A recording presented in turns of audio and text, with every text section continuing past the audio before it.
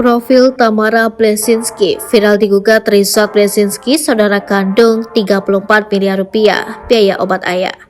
Artis senior Tamara Bleszynsky tengah jadi sorotan setelah digugat oleh saudara kandungnya Ryszard Bleszynsky di Pengadilan Negeri Jakarta Selatan.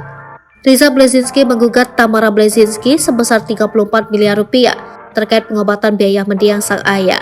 Gugatan Ryszard telah terdaftar pada Kamis 26 Januari 2023. Adapun Tamara belum bereaksi terkait gugatan yang dilayangkan saudara kandungnya tersebut. Lalu, siapa sosok Tamara Bleszynsky?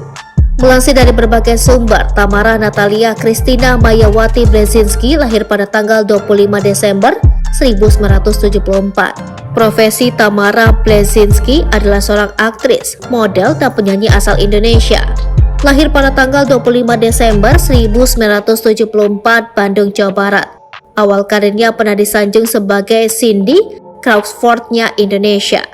Hingga akhirnya, produk sabuk kecantikan internasional memilih Tamara Bleszynsky menjadi duta mereka.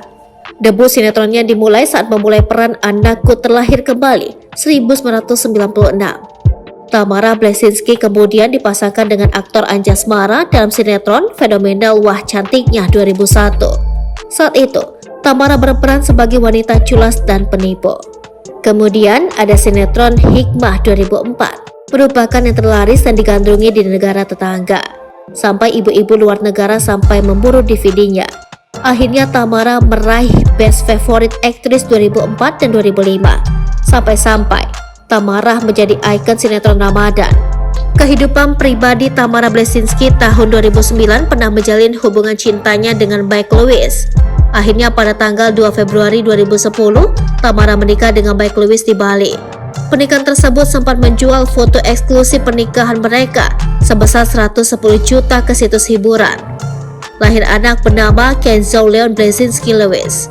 Tamara Bleszynsky mengajukan gugatan cerai di Pengadilan Negeri Jakarta Selatan dan dikabulkan putusan pengadilan pada tanggal 28 Mei 2012.